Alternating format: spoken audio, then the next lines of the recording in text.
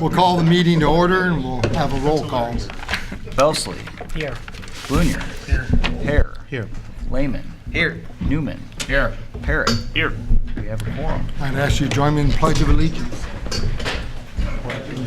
To the flag of the United States of America and to the republic for which it stands, one nation, under God, indivisible, with liberty and justice for all.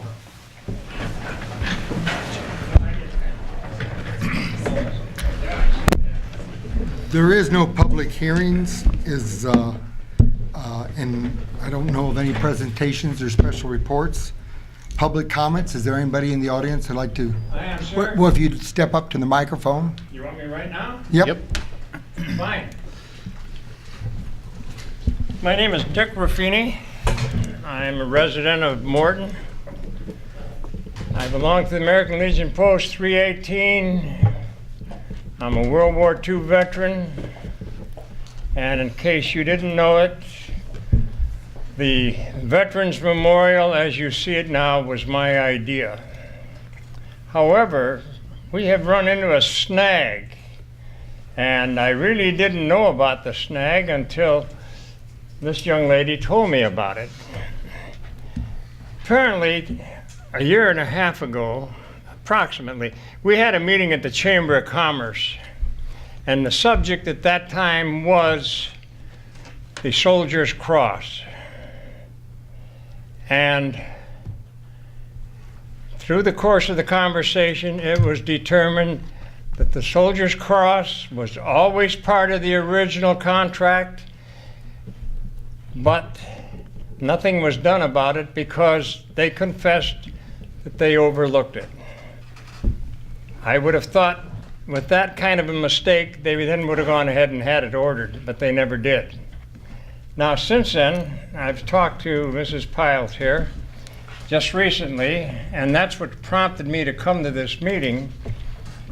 Apparently, the Soldier's Cross was something you had discussed, and I understand that money was allocated, and that's $10,000, and that is a firm price.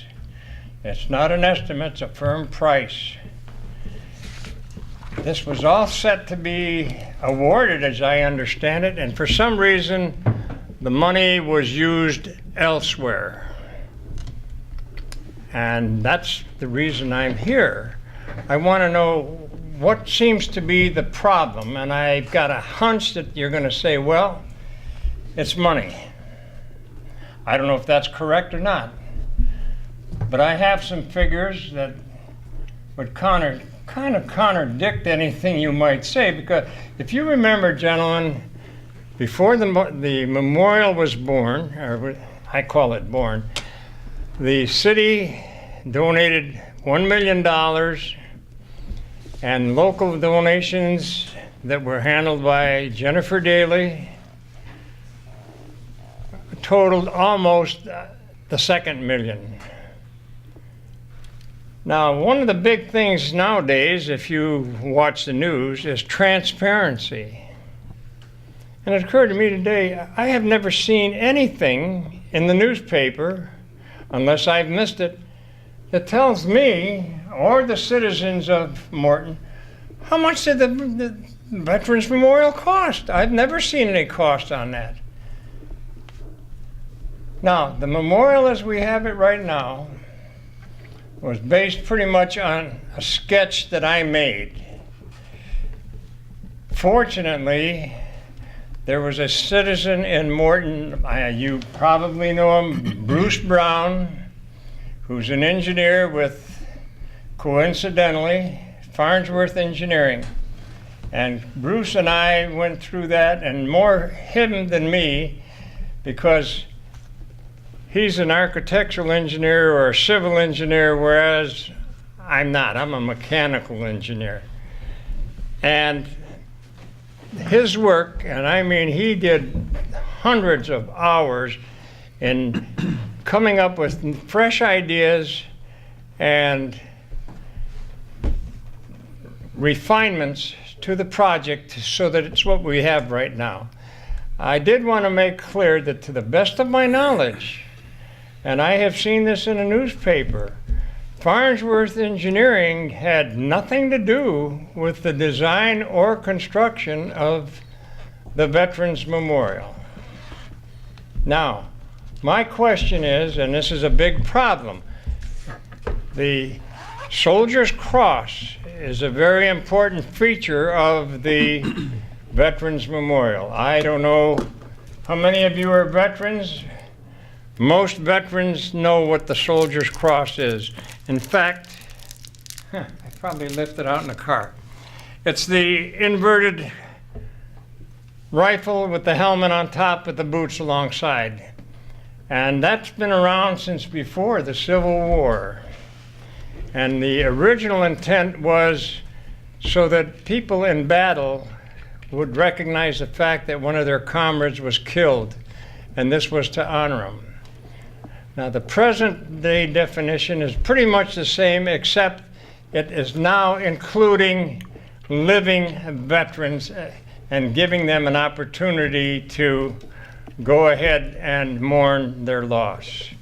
And my question is, what seems to be the delay? Because last time we were shooting for Memorial Day and it didn't happen. Memorial Day this year is in exactly 5 months. The art studio is someone that is local, from what I understand, Ebenezer Studio out of Delavan, and the architect is Morgan Slade. What's her last name? Pardon? Okay, you know it, I don't. But anyway, my question is, what seems to be the delay? Now, I know Mrs. Piles here is the liaison between the architect and Mr. Louderman, who I understand is in charge of it, but I'm curious, and all the guys at the Legion are asking me, why isn't it getting done? And that's why I'm here, and I'd like to know what your explanation is. Have you got one? Well, this is a time for you to ask the questions. We'll get that information. I know the staff has got information. We will get that information. As far as transparency, it's all out there. There's no secrets. You won't find any. Really? Yes. And the plaza ended up costing about $1,890,000 somewhere. Craig can answer. What was that price again, sir? About $100,000 less of $2 million. And I think we can get those. So now the Steve, question there's comes to my probably a mind. good story. We can get that information. What as far as the happened plaza. to the money? Where did it go? Now, I've checked with Scott Wetzig. There was 270 pavers installed in the memorial, if my figures are correct. Their average cost was $220. And if you remember, there were 3 different sizes. But the bottom line is, without knowing what it cost to have it engraved and assembled into the monument, assuming that $120 was used, you still had $100 left. The original income on that was $59,000 some odd dollars. And even if you had just $100 for each one left, you still had an approximately $27,000. And my question is, why can't you get this thing going? We will get all the accurate information. So you'll be fine with the information. We got it. We have it. What information do you need, sir? To answer your questions. Yes. In detail. We can answer your questions in detail, I guarantee you. We'll answer them all, and they will not, all your information is not correct. But we're not here to challenge it. The staff we have it all. So all the money's accounted for. It'll be totally transparent, and you'll understand it once we get it. Well, like I said, Memorial Day's 5 months off. There's a lot of work that has to be done on that. And I haven't talked to the architect lately, but I think she needs almost the whole 5 months. Am I correct there, Susan? So we would like to be able to get it available for Memorial Day of this year and have the dedication. It's a very important factor on the Veterans Memorial. And as an afterthought, I was told to remind you that the Civil War Monument has to be moved from its present location to the monument also. And we have info on that too. Fine, thank you. Okay. I'm glad to hear you're on top of it. We have all that I info appreciate you you giving me the time to talk to you, but I'm a big football fan, guys, and I'm out of here. All right, sounds good. need. All right, So thank you. have a good night and thank you for your time. Thank you.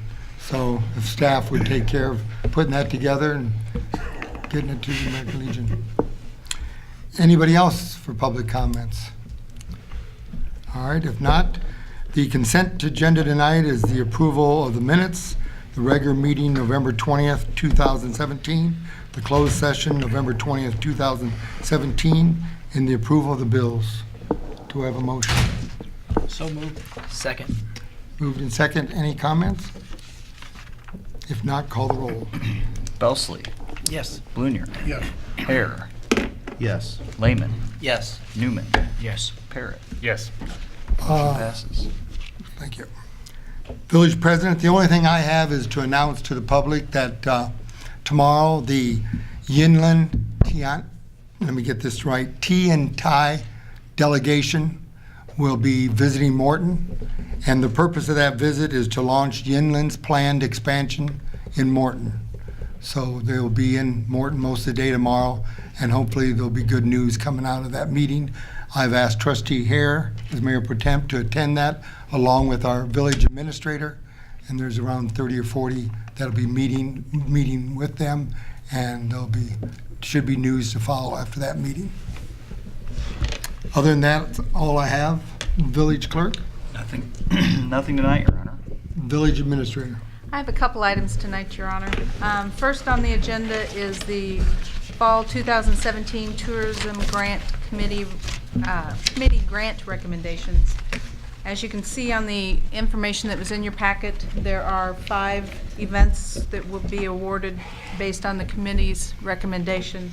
Rural Home Mission Association Conference, the Morton Civil War Days, and the Bradley Women's Soccer Tournament would all three receive 100% of their requests. Fourth Friday events would receive 100%, and the Morton Strongman Contest would receive 70% of their request. This would be for a total of $29,100. Basically what we do is in the spring and in the fall we do grant rounds, and the spring one is generally bigger than the fall because of most of the events are held in the summer, but these are events that are going to be held prior to the spring round, so they're brought forth in the fall. Thank you. Would we have a motion? So moved. Second. Second. Any discussion?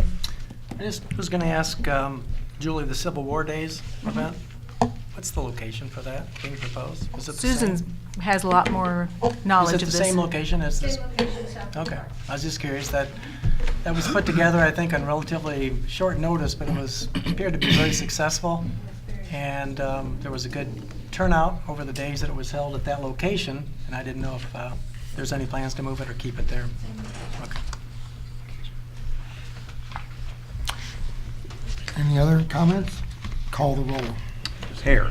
Yes. Lehman. Yes. Newman. Yes. Parrot. Yes. Belsley. Yes. Blunier. Yes. Motion passes. The next item I have tonight, Your Honor, is our 2018 calendar year health insurance renewal recommendation. As was in your packet, you can see that there were 3 self-funded renewals that we received quotes for, and then we also received 3 fully insured quotes this time. My recommendation to the board is that we stay with United Healthcare, which is through UMR, and have Sun Life, which is the name of our stop-loss insurer, be our insurer for 2018. Their estimated projected annual cost are the lowest ones that we could get at this time, as $2,064,995 is their projected cost. That includes the stop-loss premium, the administrative cost, and then any of the self-funded claims, an estimate of those up to the stop-loss threshold for each insured person. So, Do we have a motion? So moved. Second. Any discussion? I know Julie has worked very hard on this, getting our costs down, and it has been a pleasant surprise.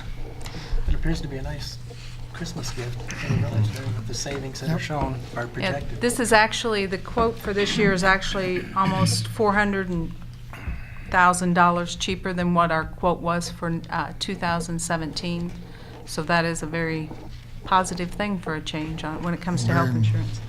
You will note on the second page on the renewal plan comparison, the fully insured quotes that we received through Blue Cross Blue Shield, one for a PPO plan and one for a high deductible plan. Those would require changes to our plan, as our plan is, we have only 85 full-time employees, so it is considered a small plan for insurers. They do not customize plans normally. So Blue Cross Blue Shield would ask for changes in our co-pays and things. Those items would had to have been negotiated through the unions, which I do not believe we'd have any success getting that approved by our unions. So my recommendation is for us to remain self-insured and use Sun Life as our stop-loss insurer. Thank you. Any other comments? If not, Julie, go ahead. Julie, for future conversations, would you see, some positives with moving to a high deductible plan? And if so, if you could. We Elaborate could, on when I talked to Blue Cross, when I talked to Cool Insurance, who is our broker, we would have to have Blue Cross Blue Shield for our PPO and our high deductible plan. So those would have to be negotiated through the unions to get that approved, because it'd be a change in co-pays and co-insurances and deductibles and that type of thing. So it would be whether we could get that approved by the unions is where the catch would be, basically. And for village employees to have an option, I guess, to choose, PPO or high deductible, you would see that as a benefit, or would a lot of you think some people would be well received possibly? We are actually offering a high deductible plan to all of our employees for 2018. Some seem very receptive to that, and it's supposed to save us money, so we'll see how it turns out. Thanks, Julie. Anyone else? If not, call the roll. Lehman. Yes. Newman. Yes. Parrot. Yes. Belsley. Yes. Blunier. Yes. Hare. Yes. Motion passes. The last item I have tonight, Your Honor, is Ordinance 17-29. You'll remember the last meeting in November, I brought to you an ordinance change for our billing system, utility billing. We did not notice that there was a sentence remaining in that should have been removed, and then there was one sentence that needed to be changed. So this is basically just a revision of that previous ordinance that was passed. There's no changes to the actual procedures or cost or anything to the citizens. It was just overlooked on our part, so we're just updating the ordinance so that the language is right in the code. A little house cleaning. Yes. Could I have a motion, please? So moved. Second. Any other comments? Call the roll. Newman. Yes. Parrot. Yes. Belsley. Yes. Blunier. Yes. Hare. Yes. Lehman. Yes. Motion passes. Thank you. And with my earlier comments with TN Thai, that is a sister city that is visiting tomorrow. I should have reminded the public. And their General Secretary of Foreign Affairs for China is coming. The mayor is coming, a school principal, and 5 other dignitaries for the day. So it should be an interesting afternoon. So we'll see what kind of good news can come out of that. Chief of Police, Nothing tonight, Your Honor. Corporation Counsel, Nothing tonight, Your Honor. Director of Fire and Emergency Services, Nothing tonight, Your Honor. Director of Public Works, Nothing tonight, Your Honor. And Planning and Zoning Officer. Three items tonight, Your Honor. They're all three ordinances. We discussed these at our last meeting in October. The first one is ordinance number 17-26 relative to temporary signs, particularly maybe directed at real estate signs. And it would be those signs that you see that we discussed on the street corners, directing people to a house for sale somewhere in town. We're one of the very few in the area communities that currently allow those. Right now, none of the surrounding communities do. I did talk to 6 local realtors about this before it even went to the Plan Commission, and all of those were in favor of this ordinance. They said it's something that they wouldn't have to buy the sign and take care of it, and the only reason they did it is because other realtors did it. So by removing this, it'll clean up our streetscape, I think. The one concern that one of the realtors posed to me was, it sounds like in other communities they don't police it very well, that they would let the for sale by owner or for rent by owner signs, and they wouldn't do anything with that. They would let those remain, but pull out any commercial realty sign. And I said, that won't be a problem here. It's gonna be the same whether you're Sam Hare selling his house somewhere or a realtor. No offense, Sam. I'm on a corner anyway, though, so Okay. I'm good. So at the Plan Commission, this was reviewed by them, and we really had a pretty good Plan Commission meeting last month. There was quite a bit of discussion on all of the ordinances, and it came with a favorable recommendation from them, unanimous that is, to pass this ordinance. All right, thank you. Do we have a motion? So moved. Second? Second. I think it's a problem, isn't it, Roger, when they just leave them up all week? Oh yeah, they get blown around. It's not like an open house sign No. they have one day and take it down. These No. are for sale by owner. And left our up. open house sign now will be, they can put the sign up on Friday during sometime and take it down by 6 on Sunday. Not that I'm gonna be driving around at 6 o'clock Sunday night to look, I'm not gonna do that, so. My mowers will appreciate it too. You can imagine. All right, So I think it's a good thing. okay. The next item, Well, we've got to vote on this. oh, one I'm first. sorry, yeah. Any other comments? I do have one question, Roger. On for sale signs on the property itself, is there a limit on size of that sign? Yeah, and it's not quite 6, it might be 6 square feet, it's not very big. Okay. So like Typically what a you see. typical sign. Yeah. Okay. And really, those need to be on private property too. Okay. Somehow they always end up right at the curb, and I might work on that, maybe move them back, and we'll educate them as we go. We seem to have once a year discussion on it. Yeah. We're not gonna take their sign, we won't do that. Any other questions? Call the roll.